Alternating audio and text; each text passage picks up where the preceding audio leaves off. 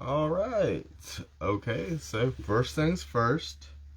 I haven't started recording my podcast yet, so I can talk and look around and feel stupid. Drinking the Mountain Dew, because I'm trying to maintain my mental health. That being said, hi! I'm going to be watching the comments. This is my first time doing live, so bear with me. I've got a whole new setup. As you can see, I'm still trying to figure everything out as I'm looking around. Yeah. Thought I had that open, but apparently I did not.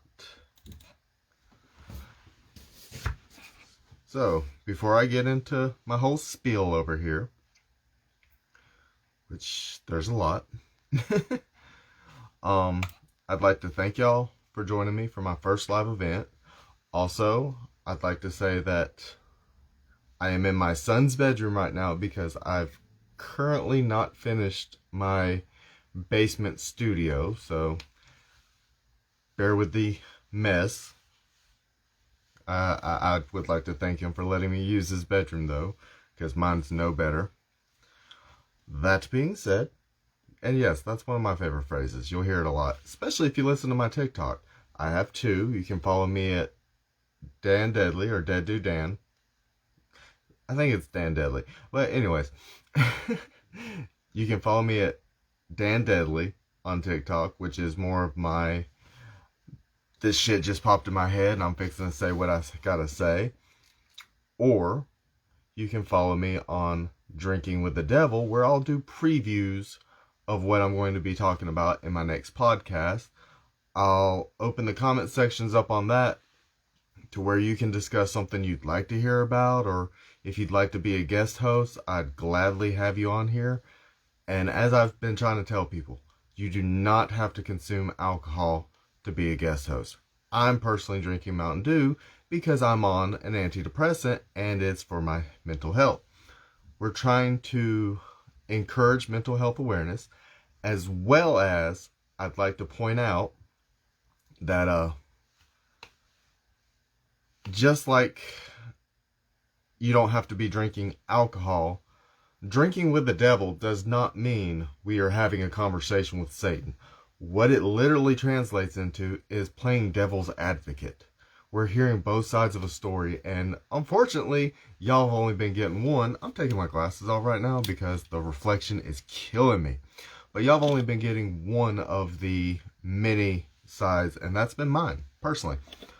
So, all that being said, let's see if I can get Audacity up and we'll get this party started.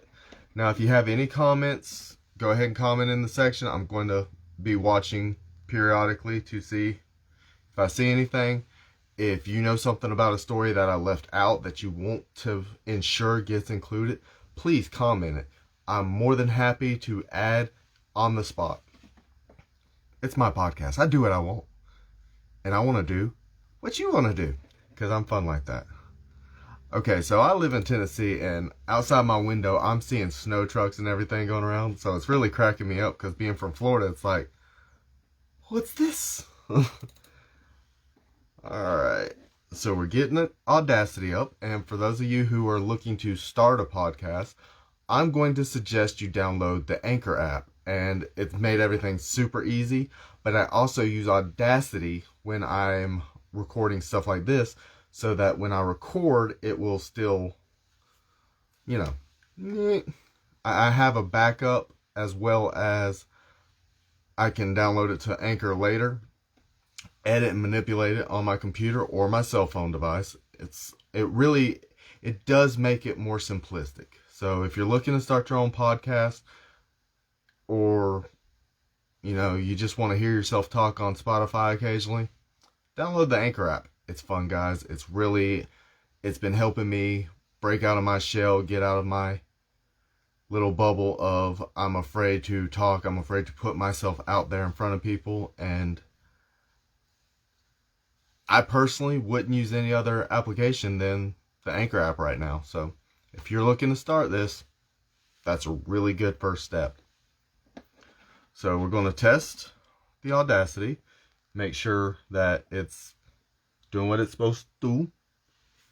Alright, so testing, 1, 2. Wow. Lot of background, no noise.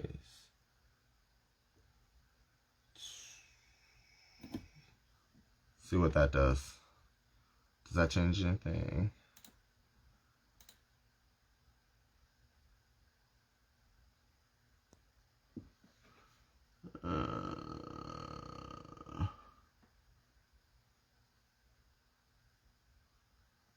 Something's not right. Something is most definitely not right.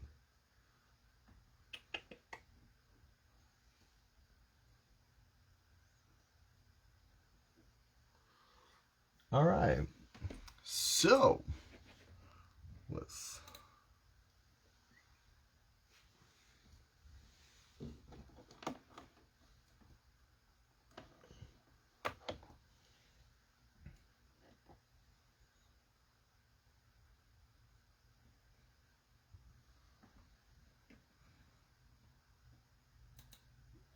testing 1, 2. Testing 1, 2. It looks better.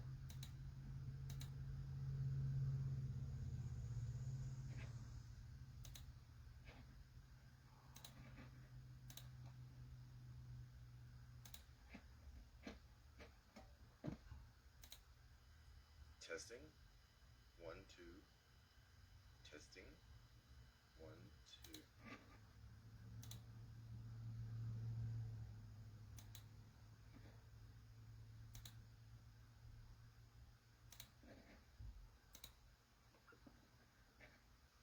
All right. So I can't hear myself in the monitor, but maybe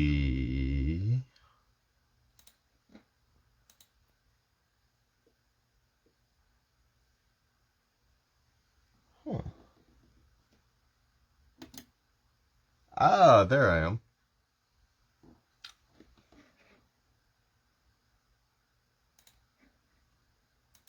All right, so testing 1, 2. Testing 1, 2. Stop. Play. All right. In the words of the immortal Matthew McConaughey, all right. Let's get this party started. I've got one viewer. See if it.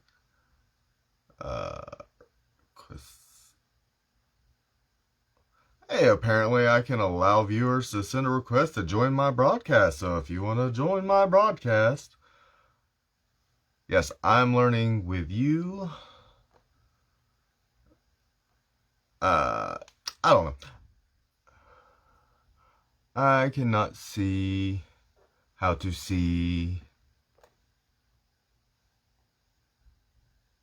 who's watching me.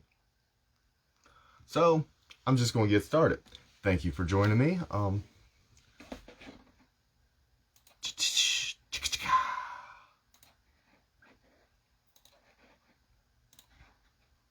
All right, so women of history. That's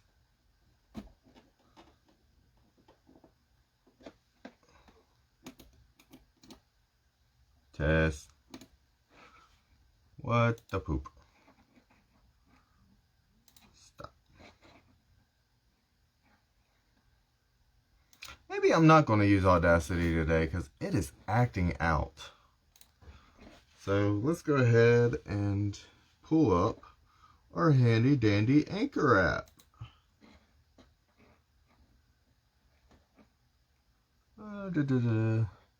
I know, y'all would think I would know what I'm doing by now. I don't. I have no clue. I literally live by chaos at this point. What happens, happens, and what doesn't, doesn't. But luckily, I have the handy dandy Anchor app to pull my butt out of the fire.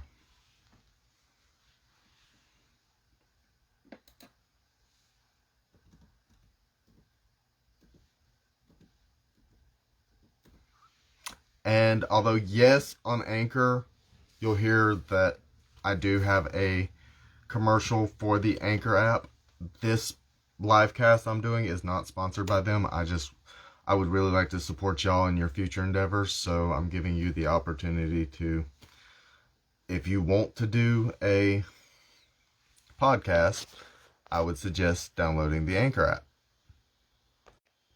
Sorry about that.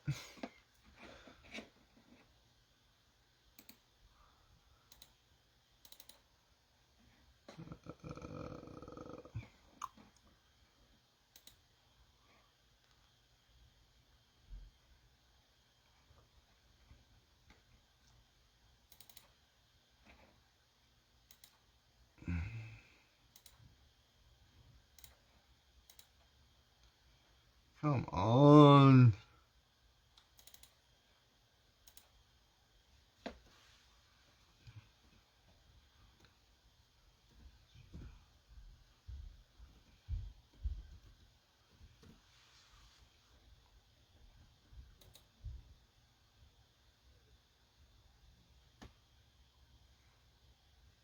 I'm getting there, guys, I promise.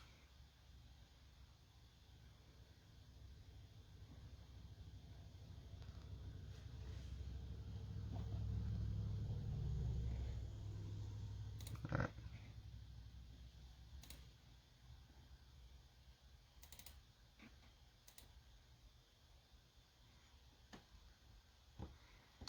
Apparently the snow has everything slowed down, but that's okay, because I can capture my audio right here, right now.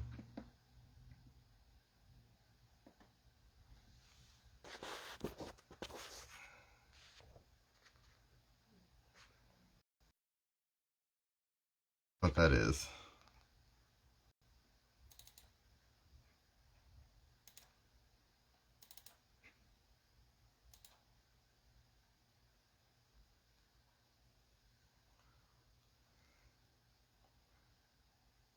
All right, let's try that again.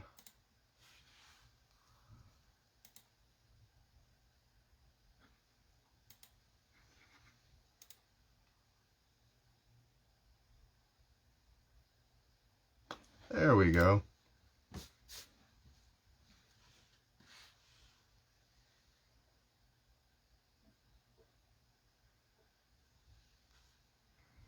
All right. Thank you for bearing with me. I'm so sorry. Next time I'll try to be better prepared. I thought I had it.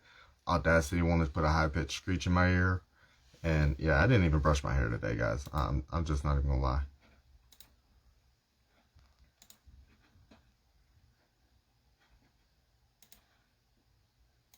Hi, and welcome to Drinking with the Devil. I'm your host, Thomas Hayden, and today we're going to talk about women history has taught us to fear. That being said, I hope you're staying on your mental health regimens. I am. I take my Wellbutrin every day, and I have abstained from drinking alcohol as much as I really like it.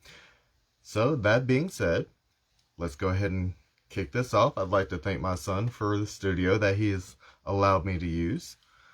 And first off, probably the scariest of all the women on the list is Saint Olga, born in 890 and died in 969. So, this is a canonized saint, guys.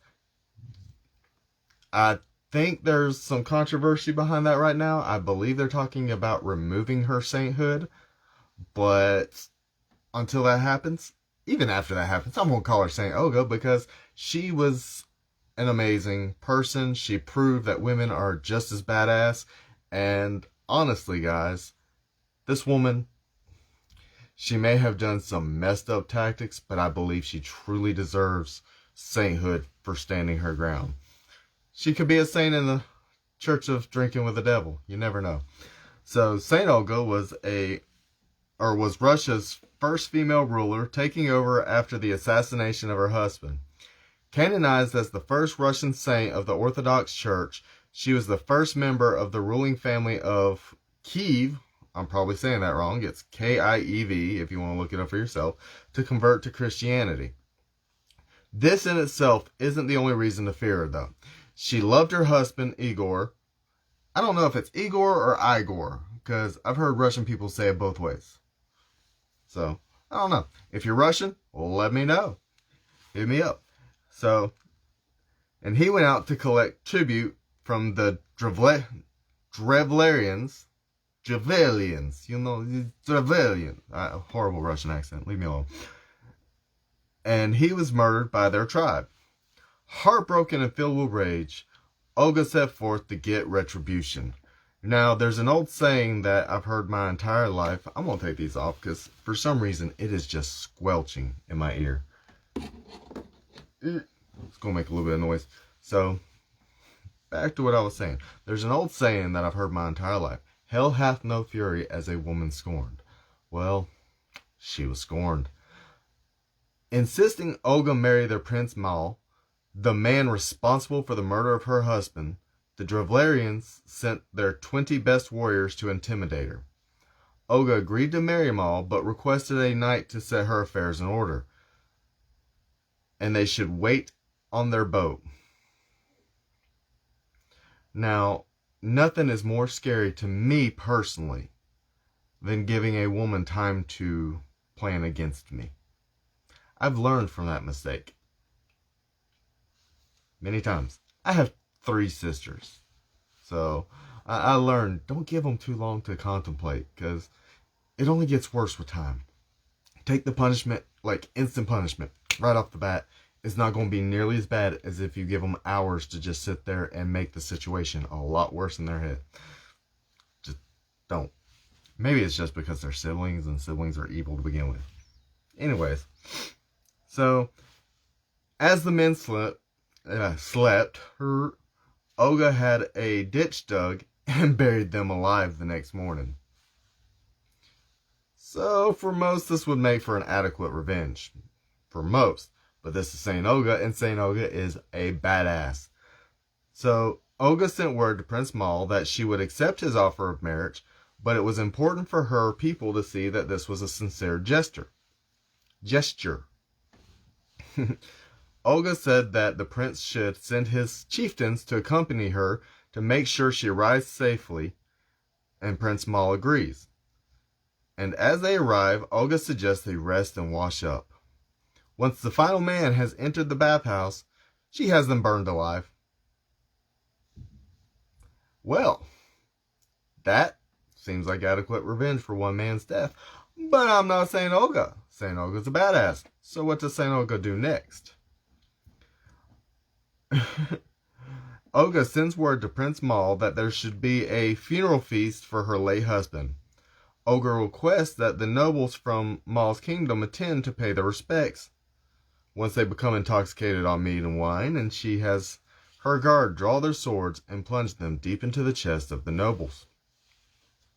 So if you're a Game of Thrones fan, this is a total red wedding, but in a funeral. So kudos on Game of Thrones for basically plagiarizing Saint Olga's tactics. And as my viewers on Facebook can see, I'm actually drinking. Mountain Dew, of course, but it's called drinking with the devil. So, for her final act of revenge, Saint Olga requested a tribute, 3 doves from each house.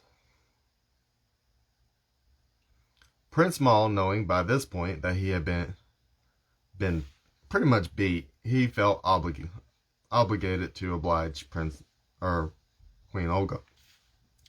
Olga gave each soldier a bird and instructed them to tie a piece of sulfur attached to a cloth and then release them.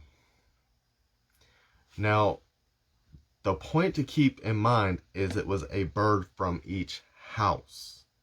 So that means these birds recognize the people who gave them as tribute as their home. The birds are going to return to their houses with these cloths and sulfur attached. And yeah, Once the birds took flight, they returned to their homes, setting them ablaze. The fires were too much and quickly engulfed the whole city.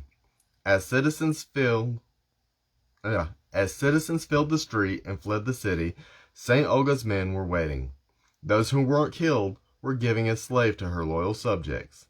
St. Olga was truly history's first ride or die.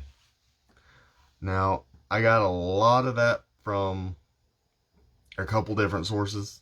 I'm not going to mention them because I didn't take any of their actual words. I put it all into my own words. But there's room for error in that. There really is. History is written by the victor. So we don't know how much of that is true and how much of that is trying to make Olga that much more badass. But in my opinion, Olga, you're number one. So now that we have Olga, I'm going to go to a duo, which if you watch my TikTok, I said I was doing 3. The next 2 go hand in hand. I'm from Florida. I literally used to live a couple hours from a place called Black's Island, which was known for Blackbeard the Pirate, Edward Teach, or Thatch, depending on your location and which history book you believe. So Mary Read was born in 1685. She died in 1721. Anne Bonny was born in 1697 and died in 1782. These numbers may or may not be accurate. The history, and I'll cover this more as I read what I got written down here, but the history behind it is very, very romanticized. A lot of the stories may or may not be true, and that's because it comes from a person who used a pseudonym, so we really don't know if Captain Johnson actually knew anything about these 2 ladies. We're just going by history and what was actually told of history. A lot of it is considered to be fable.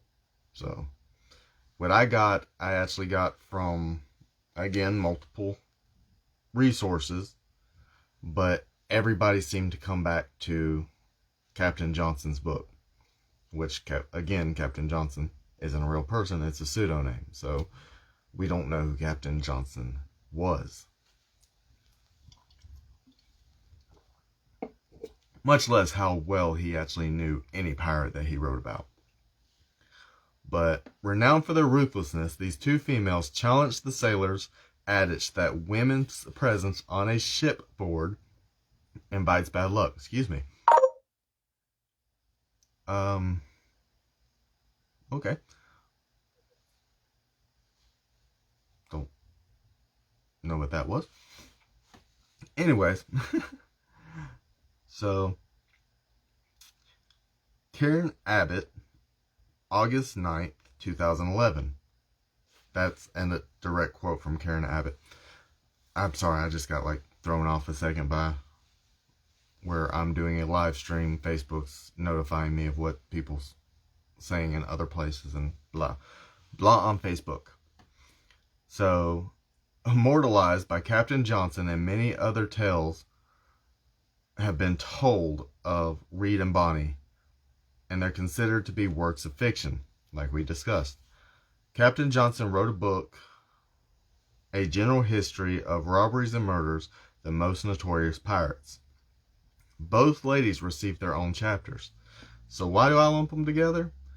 Because their stories complement each other so much that to tell one story would seem like I was turning a blind eye to one's achievements, but to tell their stories separate would seem repetitive.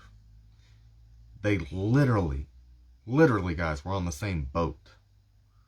So a captain not only didn't listen to the first, having a woman on board is going to conjure sea monsters and blah, blah, blah, blah, but he did it twice at the same time. Gotta give the captain a little bit of credit to overgo sailor superstition. Me personally. So, Du-du. Where was I? I'm stupid. There we are. Serving on Calico Jack Rackman's ship, they were vicious, foul-mouthed, and courageous fighters. You know, let's be real. Vicious, foul-mouthed, courageous, they already stole my heart. And they're sailors? Oh yeah, I'm sure they drink rum too. Just take me now. That being said, while living and dressing as women openly aboard ship, they wore traditional men's clothing while fighting, logically.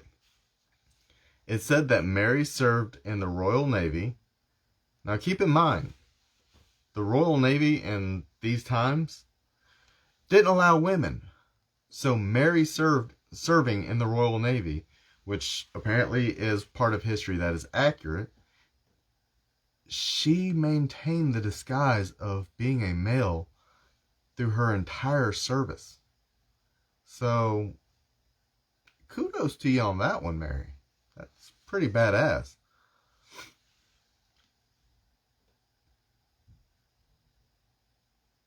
Becoming bored with naval life, she soon jumped ship to join the infantry. So she went from the Royal Navy to the Royal Infantry. Again, not a traditional woman job, so she was in disguise as a man. She fooled the Royal Navy and the Royal Infantry, guys.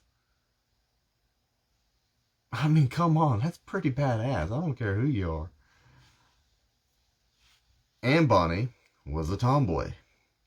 Born out of wedlock, she dreamed of adventure. Her first husband was to take her on the ship that he worked on, but that was not to last. When he went into piracy, Anne was left behind. When Anne met Captain Jack Calico, he took her as part of his crew, as well as his lover. So at this point, Anne is literally a pirate. But Anne is in disguise as a man on ship because the brethren of pirates weren't necessarily ready for a sister. And that's because a lot of superstitions from sailors comes from women attract bad luck on ship. I know it's crazy, but women don't start attracting bad luck until marriage. And I'm going to get so much hate mail for that one. I already see it now. Guys, it's a joke. Don't take life too hard. You never get out alive. So,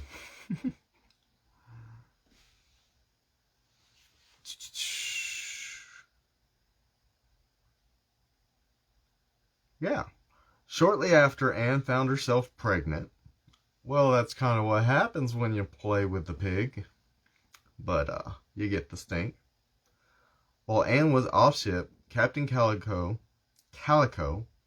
stormed a ship that held none other than Miss Mary Read. In disguise, as a man, because again, she became bored and went back to ship life. She joined Calico's crew under the guise of being a man. When Anne returned, she found new crew, and once finding out about Mary's gender, she became jealous until Mary convinced her that there was no love affair between her and Captain Calico. You got to admit, though, that would look really suspicious. Here you were his lover dressed as a man, and then you get pregnant, you have to go off board, you have a child, the child ends up passing away, so you come back to piracy and Captain Calico, and he's got another female on board dressed as a man. That would be suspicious in my book. This is rumored to have led to a great respect between the two. Both stopped dressing as men on ship as the truth was out. When Captain Calico and his men were captured by Barnett, they were tried and found guilty of piracy. Now, back in these days, if you were a pirate, you got a couple of options. Option number one, renounce your pirate ways, probably serve life in prison, if you're lucky. Option number two, renounce your pirate ways get killed. Option number 3, don't renounce it, be found guilty, and be killed. They didn't think very highly of pirates, and this is at the tail end of when pirates were successful. You know, Captain Calico wasn't the greatest pirate. He was known for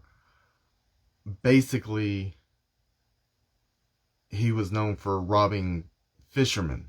So he wasn't known to be the greatest pirate of all time.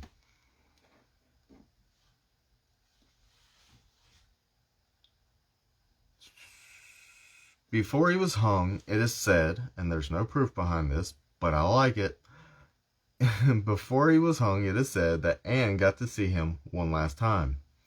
It was rumored to have been said, her final words to Captain Jack Rackman, Calico Jack, "If you had fought like a man, you would not hang like a dog."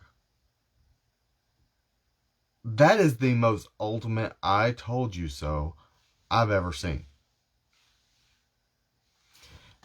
We don't have proof that she made such a wise crack at his manhood, but I like it, and I'm going to say it. So this is the history I accept. It may be right, it may be wrong. We don't know. So let's just have fun with it, you know? So Anne and Mary were tried and found guilty of piracy, but their executions were postponed because they claimed to be with child. And upon investigation, it was found they were both pregnant. Now, it's assumed Captain Jack Calico was the father of Anne's. And Mary, it is rumored to have been Captain Jack Calico. So, yeah. As time continues, facts fade, as does the legend grows. So much of the true story is lost to time, but facts are the enemy of truth. These 3 women prove that women who behave rarely make history. This is why I chose these 3 women as my women history has taught us to fear. So, that is all I have on the historical aspect. Now, from my research, I'm going to talk about Anne and Mary because being from Florida and raised in an area where pirates were said to have lived.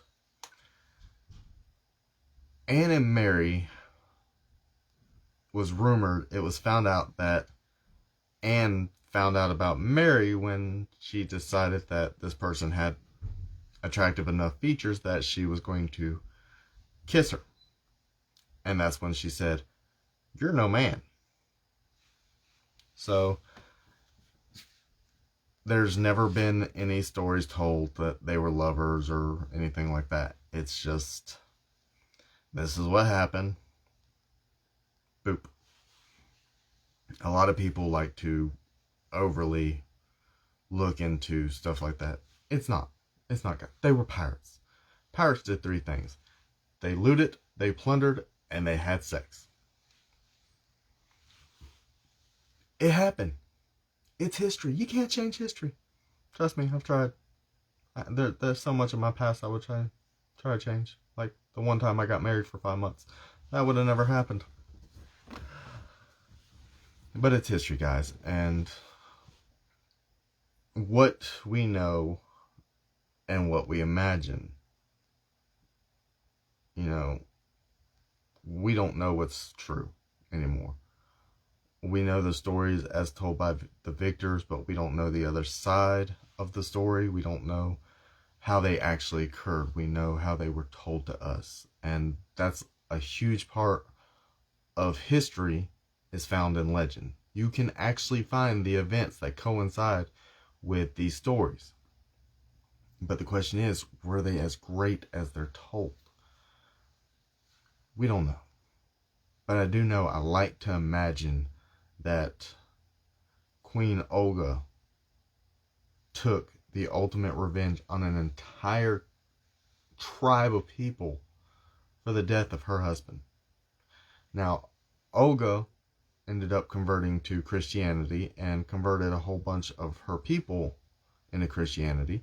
But her son, who was the son she had with Igor, actually remained a pagan. She didn't force her religious views onto her son. She couldn't, because technically he was king, because she just served as a regent until he was old enough to be king. You know, like the Lion King. Oh, I just can't wait to be... Yeah, no, I don't sing. But she did what she thought was necessary to avenge her husband's death. Now, what I didn't talk about in that was how her husband actually died. Ooh, I love Mountain Dew. So Igor went for tribute after he and Prince Mal had basically become teammates in a battle, which, you know, the enemy and my enemy is my friend type situation. But once the enemy is no longer around, is that friend a friend, or is that friend someone who's going to take a step for power? You can't trust people who you befriend on the guise of, hey, we're fixing to go kill some people. I mean, realistically, you already know they're a killer. So Igor, being the king, or I think he was actually a prince, Prince Igor, was, for lack of a better word, he had the bigger army, so he felt like he had the bigger balls. He had the right to go and demand tribute from this lesser tribe. Well, Mal decided that he was going to take 2 trees and he was going to bend them down and he was going to secure them to the ground. But when Igor showed up, he killed Igor's henchmen, his soldiers, you know, his security, and they tied a rope to each foot of Igor. Upon being bound to the trees, they released the trees from their anchor, and as the tree stood up, you guessed it, it ripped Igor in half. That is a bloody and, quite frankly, a horrible way to die. Horrible. So I feel like Princess Olga, Saint Olga, did not the right thing in killing people who had nothing to do with it, but she got her point across. And for that, she's earned my respect.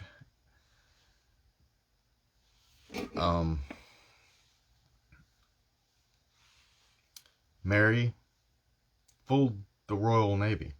She fooled the Royal Infantry dressed as a man. Now, it said that, and this is a description that I found, she had voluptuous breasts. So that means she had to strap down. She hid the fact when she went on her period from all these men that she has no privacy from.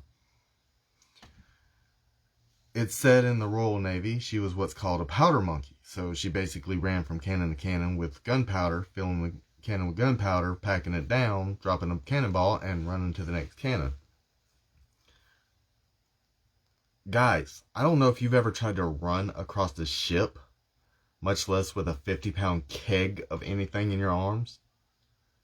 It's not an easy feat, even by today's standards. Boats rock, and you're standing right on the edge. So if a boat rocks enough, or you get hit by a cannonball and it really tries to capsize, and you're holding a keg, 50-pound keg, next to your head, there's a really good chance, oh, you went overboard. So Mary's earned my respect as a woman to fear. And Anne became a pirate simply out of boredom. She literally kept her own amongst pirates. They've earned the respect as women history has taught us to fear. Well, I would like to thank y'all for joining me for today's session. Comment, let me know if this is something you would like me to continue to do, or if you would just prefer I put out the podcast and not have to see my face. That being said, I love you guys. Take care of yourselves. And remember, it's okay to talk about mental health. It might save your life.